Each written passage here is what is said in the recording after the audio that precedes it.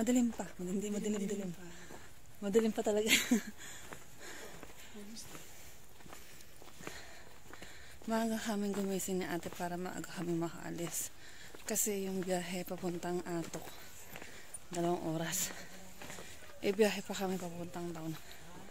Kaya inagahan namin.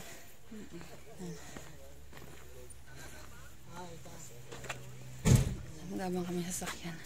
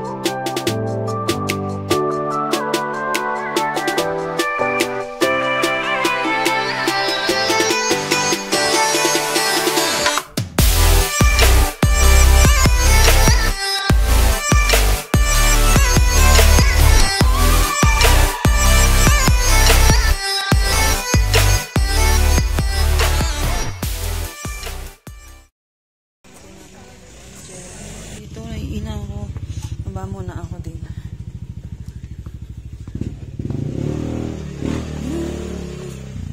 May nagpan. Ako Justin. Ang ganda. Pero magsisian muna ako. Naiihinata lang ako.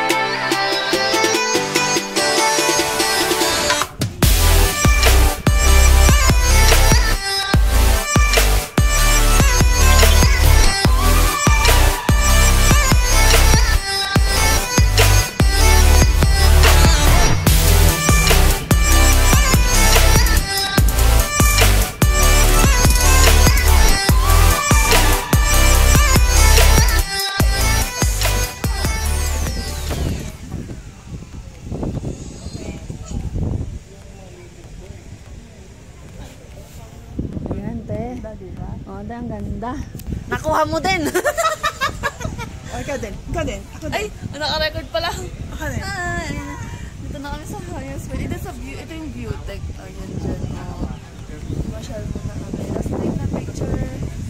Picture muna kami dito. Ang ganda. Fresco yung Ayan, ito fresco. Oo, malakad na kami ng malayo namin. Pagdating namin ito kanina, walang tao. Merong, ay bakante na yung itong mismong view deck. Kasi yung nauna sa amin, sila naman yung paalis. O ngayon may dumating sa dito, sila picture lang din. Oo, maganda yung high service. Kasi magkakalapit lang yung magkakalapit yung mga destination. Pag may service sa yan. Ganda-ganda dito. Dito ka ng tao. Oo. Doon na namin dito sa highest point. Tapos pababahan po pa kami ng Sakura.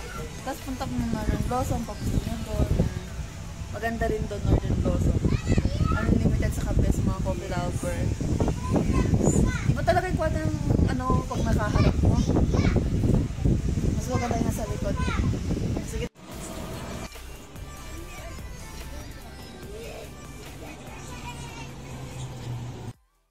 Yan na guys, ang kalsada na yan. Direct lalakarin namin hanggang sa makarating kami doon. Puntahan namin yung Sakura.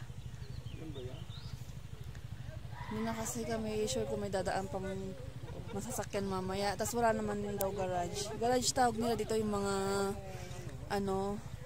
yung mga sasakyan na mga taxi, ganun. So sisimulan na namin maglakad ni Ate Ann dito. Ayan si Ate Ann dyan, oh. Ayun yung view deck dito sa highest point.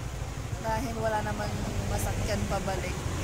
Garage tawag nila dito sa mga service. walang masakyan. Kaya balik namin maglalakad nga. Pero kayo na may nakausap si ate, sabi meron daw pwedeng maghahatid sa amin. 250 daw. 250. Pero Hanggang depende sa yun. Depende. Oo, depende yun kung ilan kayo o kung may... Nagkataon lang na may nakausap si ate. Pero kasi yung sabi yung driver ng van kanina, wala na daw garage. Pero sabi yung isang pasahero kanina, meron daw maghahatid. O, putatin namin dito. Kaya kung walang garage, mapipilitan kayong maglakad hanggang doon. Oo.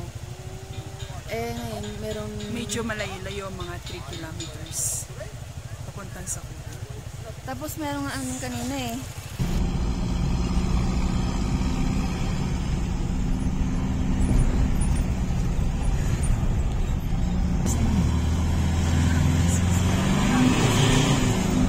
Sa may magnet.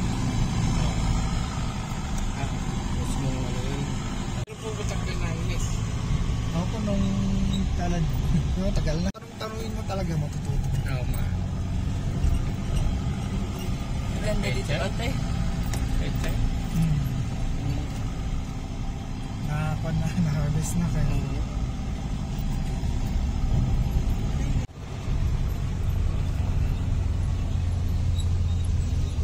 Yung iba, nilalakad nila. Kasi ako naglalakad. Opo, mura dito. Pagkakapit bahay mo, bibigyan ka lang. Kuha ka na lang. Pag kayo na-harvest,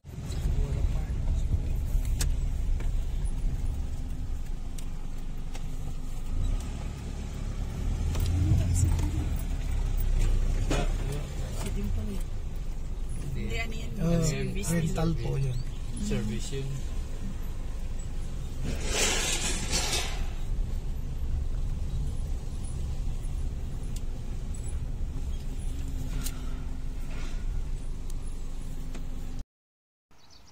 Bakit? At start na kami na maglakad, mag-ikot-ikot dito. Ganda.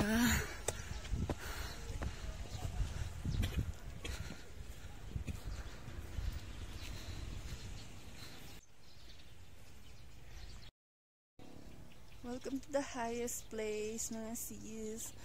Yan. Saan tayo? Yan na nga mga sis. Nakapunta na rin tayo dito sa Sakura. Ang lawak ng farm. Kanina may nadaanan kami. Yung farm doon pa na yung mga gulay, yung mga tanim nila. Tapos dito naman banda sa taas, mga bulaklak na yung mga nakatanim. Ito naman, may nakita kayo dito, nakita ko Sakura. Ayun o. Ay hindi, cherry blossom. Ayun o. Tapos nakalagay din dyan yung date kung kailan tinanim yung halaman. Kahit pa dito sa taas. May ano konti dito. Ayun na, may hagdahan dito. Ganda.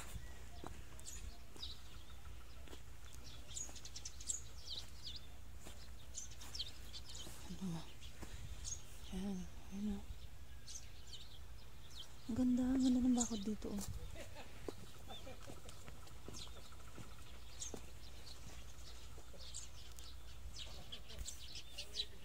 Lawak ng farm, no?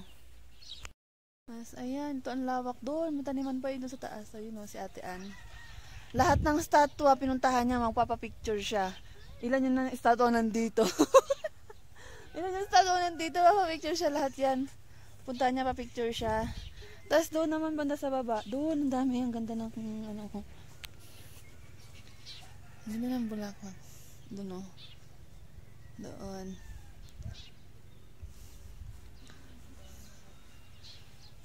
Ano kaya yun sa baba ng swimming pool ba yun? Baka. Eh kaya namang ang lalim ko swimming pool naman yan, no? May nakita ko doon, yun, no? Yun nga sis, may nakita akong CR. Kaya, puntahan ko muna yung CR. Maganda dito kasi malinis yung mga... CR lang, te? Oh. Malinis yung mga CR dito. Tapos yung mga pinupuntahan namin kahit bundok-bundok na. Meron pa yung mga CR. Hindi mahirap yung CR pag naiihi. Nakahanap ako ng lilim. Ito, may upuan, may lamesa. Dito lang siya sa ano. Ang yung build ko sa baba, hindi ko alam kung kainan. Ang ganda. Pag dito ka nakapo, tanaw-tanaw mo yung view doon. Tapos tanaw mo din yun doon sa taas doon. Ayan, ang luwang oh. Tapos dito kakakain, no. May baon kami at kanina bumili kami sa McDo kaya medyo kaya medyo tinanghali kami ng konti. Malis kami, 5 na rin umalis kami sa bahay. Tapos bumili pa kami. Siyempre nakapila. Tapos pagdating doon sa sakayan, pasado alas 6 na. Pero hindi pa umaalis agad yung van. Van kasi nasakyan namin eh. Tawag ako ni ate, ang punta ako doon. Ang ganda ng view. Ang ganda talaga dito. Yung pwesto na yan, no. Ang ganda, Pero syempre pag, dyan, huwag magkakalat. Tapos, umalis yung, kanina, mga 6, basta, mga 6:30, 33, mga ganun, umalis na. Kaya medyo tinanghali na. Naabangan ko sana pag nandito yung, sa highest point na yung sunrise, ganun. Kaya lang, tinanghali kami dito sa sasakyan. Hindi naman masyadong tanghali. Ibig sabihin medyo mataas na yung araw. Kaya sa biyahe kanina, may side na nakukuha yung may side na nakukuha yung araw na mataas. Hingin ako. Ayan ba may mga lamesa din dyan. Ayan. Doon kaya ate baba tayo doon? Baba kaya tayo doon, no? Pwede kaya?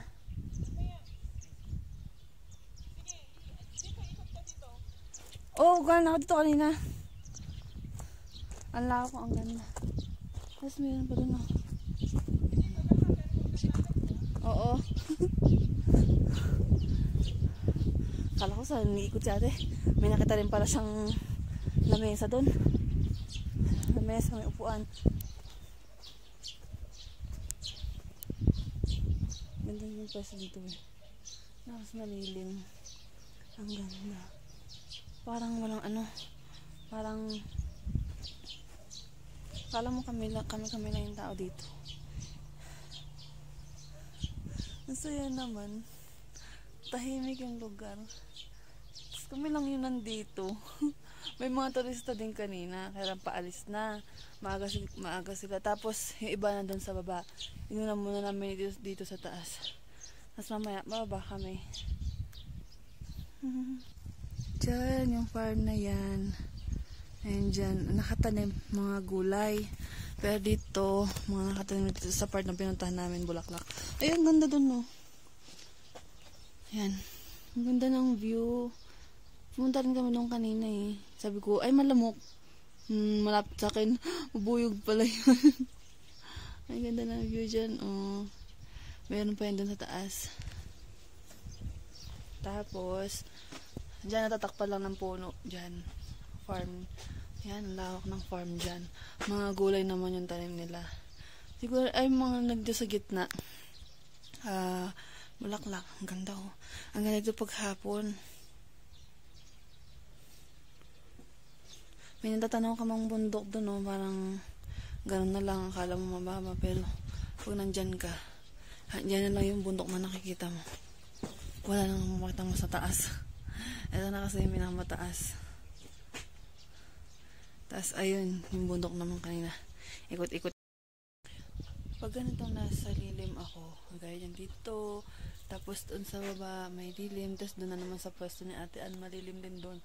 Nararamdaman mo yung hangin na medyo malamig-lamig. Pero pag nandiyan ka na syempre sa nabibilad, hindi naman masyado. Pero okay pa naman, hindi naman ganung kainit. Hindi ko na lang din tinanggal yung jacket ko para wala na akong hinahawakan. Kasi okay naman, hindi naman mainit sa pakiramdam eh. Ayan.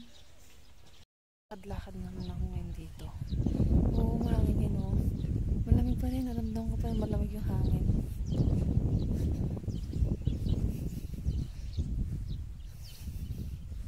Doon ang bulaklak. Waba naman kami ni Ate Ann doon. Oo. Lahok din oh. Ayan. Kanina oh, malayuan. Picture. Kanina malayuan. Sabi natin, ay talong. Eh, saglit ko lang kasi tinignan. Sabi ko maliliit pa naman. Nung papalapit na ako may bulaklak, hindi pala siya talong. Ano siya, sunflower. Sunflower siya, te. May may bulaklak, pero hindi pa... Anong tawag dun, te? Hindi pa umuusbong yung... Diyan ba yun? Hindi pa siya lumalabas. Iba pa lang. Konti pa lang yung lumalabas. Bumubo ka na.